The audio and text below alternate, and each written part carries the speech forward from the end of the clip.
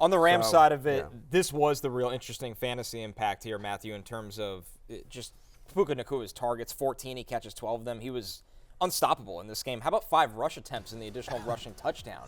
He was, and by the way, those catches, they were some brilliant catches, like on the sideline, toes in. Like, this wasn't just like, hey, they left him open and it was just, cheap volume. Right. Like, he earned these catches. He looked good.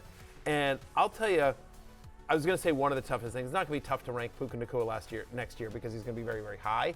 But the question is Puka Nacua the number 1 wide receiver in fantasy next year? It's probably Jamar Chase or Justin Jefferson still, but that's tier 1, those 3 guys. I mean, he's right there. The question is going to be the injuries, but that's going to be a fascinating discussion in this offseason is how high do you take Nacua next year, because he is all that in a bag of chips.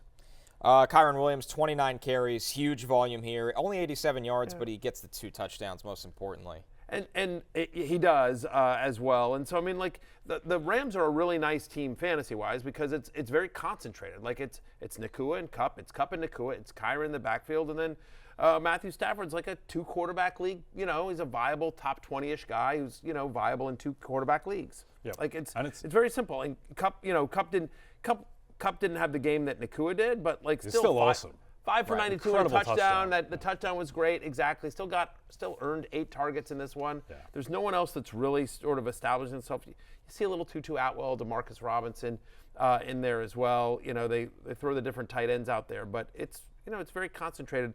Rams, by the way, have a really interesting schedule. Look at this. They're at San Francisco, whose defense played better yesterday, but they're still really beat up on that side of the ball. Then they're at your Jets, Connor, home to Arizona, home to Seattle. Rams control their destiny for the playoffs. They could run the table. They could run the table easily, as you see it there on your screen, and they could easily win the division. I would think they're the betting favorite right now. It's the Seahawks. So the Seahawks are a game up on them, so they're the favorite. But it's neck and neck. And if the Rams beat the Seahawks in Week 18, I suspect that game may be winning in for the division, and the Rams will be favored there. But, the thing is with the Rams... That feels like a Sunday Night Football. That feels like a flex to NBC. I wonder if we get that game. That's probably the favorite, I think that with the Rams, since the midpoint of last season, whenever they've had Kupp, Kyren, and Puka on the field at the same time, it's been a historically efficient offense. And now that the O-line is healthy, I was watching the game yesterday, and it's like, why are the Rams that much worse than any team? If they're going to move the ball like that, I think they can they're beat only anyone. 3-point underdogs to the Bills. Yeah.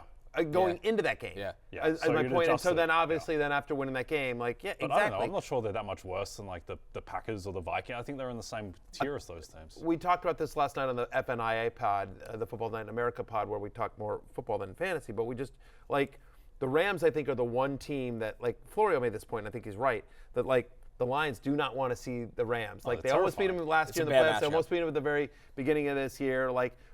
Same with the Packers. That's a scare that if they can get in, that's a scary team because fully healthy, the defense still has a few question marks. Defense is no good. Right, but you can say that about a decent amount of the teams in the NFC. I don't know that there's one perfect team in the NFC. Lions may be closest, but their defense is, again, so beat up. So, and Eagles offensively have questions. So, anyway, the Rams could be scary in the playoffs for sure. Hey, it's Matthew Berry from NBCSports.com and Rotorworld.com, and I want to thank you so much for watching whatever it is you just watched, or if nothing else, being too lazy to click out of the autoplay after this video started, after whatever it is you actually wanted to watch finished.